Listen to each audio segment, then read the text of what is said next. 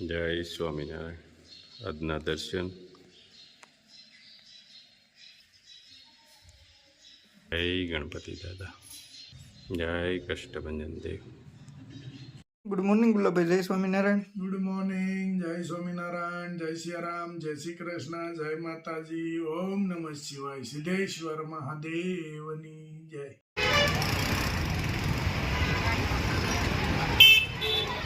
હાલો સાહેબ.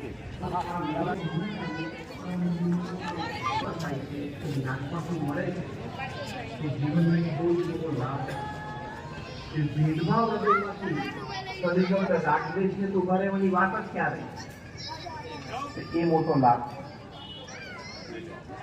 વળી મંદિર થી આપણને એક પ્રેરણા મળે છે આવતા હોય એટલે ઘણો મોટો એમનો બધો વ્યવહાર.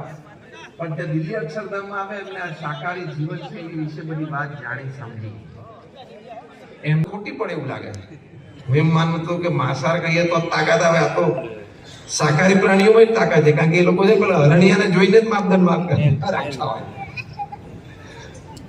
એમને ત્યાં પ્રતિજ્ઞા લીધી, કારણ કે બીજું વાક્ય છે ને બહુ ઇમોશનલી ટચ થાય એવું છે, જે પ્રમુખ સ્વામી મહારાજ બહુ બોલતા જ્યારે આ સંબંધની વાત કરતા હોય ત્યારે, કે કોઈને મારીને જીવવાનો આપણને અધિકાર નથી.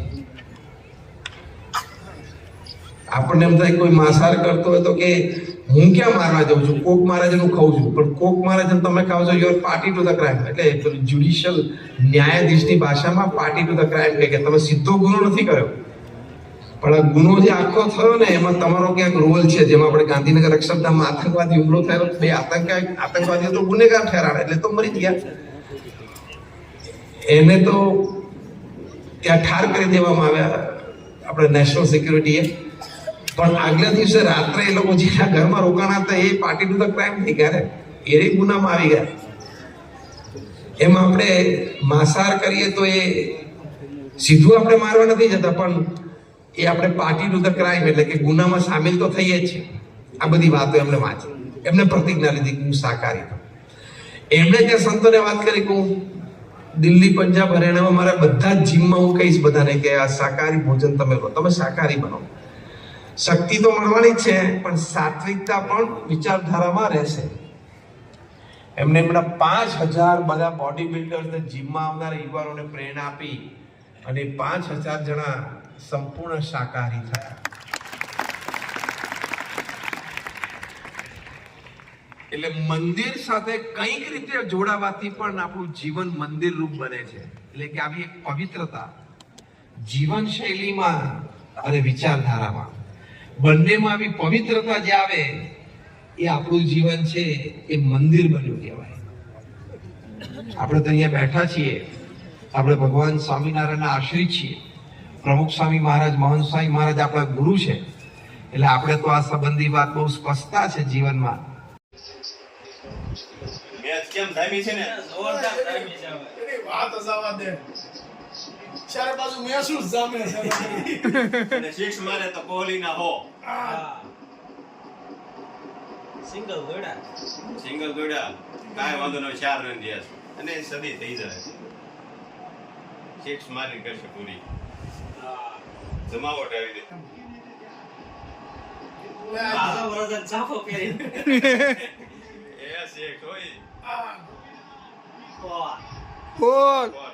સદી પૂરી અને વિન. વાહ ભાઈ વાહ, અને સદી પૂરી કરી કોહલીએ. જો ઉત્સાહ જો બધાયનો. જમાવટ બોલાવી દીધી ઓપન. જમાવટ બોલાવી દીધી. હાલો હવે આપણે જમાવટ બોલાવો અને કે અડધી રાત થાય કામમાં. હાલો જમાવટ કરો. હવે આપણે આપણું કામ પૂરું કરીશું ને ત્યાં એનું કામ પૂરું થઈ ગયું. હા, આપણું કામ પૂરું થાય ને ત્યાં બાપુ વાત છે. ન્યૂ લોન્ચ કરવાનું છે. હા, નવી પ્રોડક્ટ લોન્ચ કરવાની છે. કેસુડાનો સાબુ. ભારતની વિજેતા સાથે ભારતની વિજેતા સાથે કેસુડાનો સાબુ કે ઉનાળા માટે બેસ્ટમાં બેસ્ટ અને બચ્ચાઓ માટે તો અતિ ઉત્તમ, કે એને તાપ ન લાગવા દે. કેસુડાના સાબુથી અને કેસુડા મળે તો પલાળી નવરાવે તોય સારું. તો બાળકોને ઉત્તમ સારું, એને લૂ જ ન લાગે એમ. કે જો સાંજે પલાળી દેવાના. અને સવારમાં નવરાવાના. નવરાવાના. અને હવે તો ઠંડા પાણીએ નાહવાની સિઝન આવી એટલે ઠંડા પાણીથી બાળકોને કેસુડાના પાણીથી નવરાવો, એનો વાન ખીલે હા. અને એને લૂ ન લાગે અને એનો ફેસ કે બ્લેક ન થાય, એકદમ ખીલો ખીલો. બાબલોજી નાનો જ છે ને લે. કેસુડાના પાણીથી નવરાવવાનું. હા. હા. ચાલો કરો તૈયારી. જો કેમ પણ મોજમાં જો ખેલાડી પણ જમાવટ છે. હાલો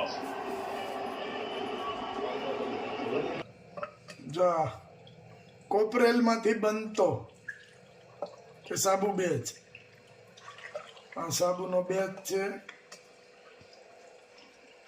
કેટલી સરી મુલાયમ હાલી જાય છે, મસ્ત.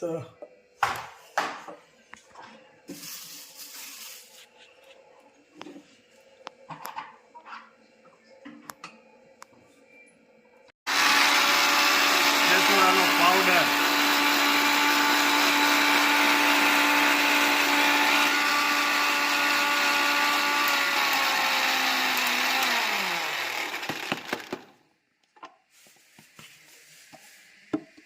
કેસુડાનો પાવડર. પાણી ગરમ થઈ ગયું છે, આપણે ચાલુ કામ. પાણી ઉકળવા મળ્યું છે, આપણે બેજને મૂકશું. પછી કેસુડાનું સાબુ બનશે એ બતાવશું. વચ્ચે થોડુંક ના બતાય, કેમ કે બધા કહે છે કોપી લાગે છે એટલે તમે ન બતાવતા, એટલે વચ્ચે થોડુંક નહીં બતાવી હું. અને પાણી ઉકળી ગયું છે, આગળ આવે એટલે ઓગળવા મૂકી દેવાનું છે. જો કમ્પ્લીટ થઈ ગયું છે. અને ઓછી ઓછી માત્રામાં કરવું પડે, આ નકર જામી જાય.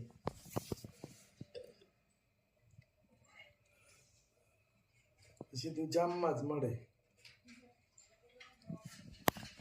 અને થોડી થોડી માત્રામાં બનાવવું પડે.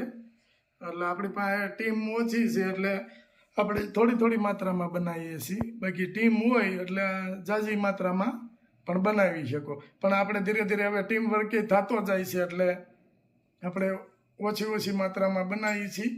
પાછું આ જામી જાય અને જામતા વાર ન લાગે, તત્કાલ જામી જાય એટલે થોડુંક બેજ નાખી અને બનાવવાનું, પછી પાછું બનાવવાનું.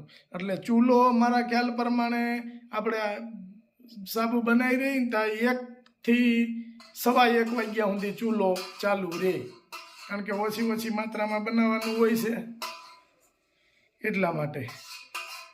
જો મસ્ત એકદમ થઈ ગયું છે. અને કેસુડાનો કલર જોવો હોય તો આવો હોય ખાલી કે કેસુડાનો કલર. કલર. આ જો એને તરત ને તરત પાછું સાફ કરવું પડે, પછી પાછો બીજો બેગ નાખવાનો.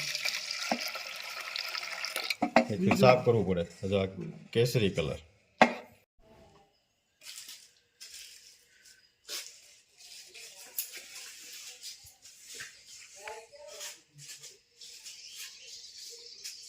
તું રાજુ ક્યાં ગયો? આ બધા સાબુ પેકિંગ થઈ ગયા તોય તું આવ્યો નહીં.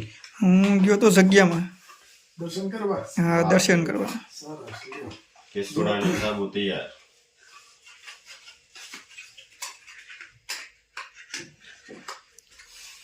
ખોખા છે એટલે લગતું જવું પડે.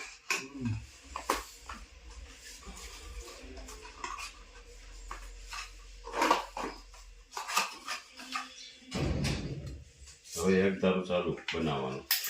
કેસુડાનો સાબુ જલ્દી બનશે. ઉનાળામાં બેસ્ટ આઈટમ આપણે આગળ કીધું છે ઉનાળા માટે. અને એમાં પાછા બચ્ચા પાર્ટી માટે તો બહુ, બચ્ચા પાર્ટી માટે ઉત્તમમાં ઉત્તમ કેસુડો. અત્યારે કલરાજભાઈ કીધું એમ કે લીલા કેસુડો તમારે અહીંયા મળે ને તો એનીથી જ નવરાવાય નાના છોકરાઓને.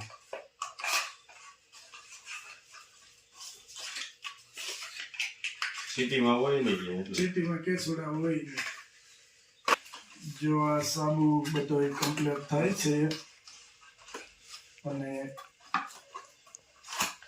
હવે આપણે ન્યૂ પ્રોડક્ટ કે જ્યાં કાલે આપણે કીધું હતું કે ન્યૂ પ્રોડક્ટ આપણું તો આજથી ચાલુ થઈ ગયો છે એને બનાવવાનું ચાલુ. રાજુ આ ફેરે આ તો આપણે પેલા હજી થોડો બનાવ્યો છે પણ મેળ આવે તો ઓલી બાયુને કહી દેવું જોઈએ પેકિંગ કરવા,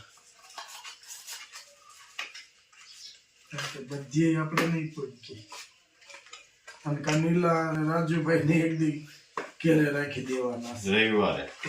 બસ રવિવારે પેકિંગ કરવા રાજુભાઈ ને નિલેશ એવું લાગે ને તો ઘેર રાખી દેવાના છે. જુનાગઢ જાવ છે ને શિવરાજમાં? હા, પાછું હજી શિવરાત્રીનો મેળો કરવા જુનાગઢ જવાનો છે. સાધુ સંતોના શરણોમાં નથી કેતા સંતોના શરણોમાં મારે કાયમ રે દિવાળી.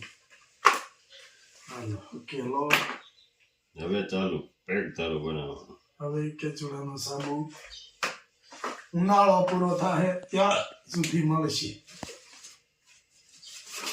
કેસુડા તો ઉકળી દેવું એટલે 12 માસ મળે. હા, એમ 12 માસ મળશે ગમે ત્યારે. મસ્ત કેચું કે રાજુભાઈ બધી કે ઓલામાં આવે છે. બે હરખા થાય ને આપણા બોક્સ બદલે. એટલે ચાલો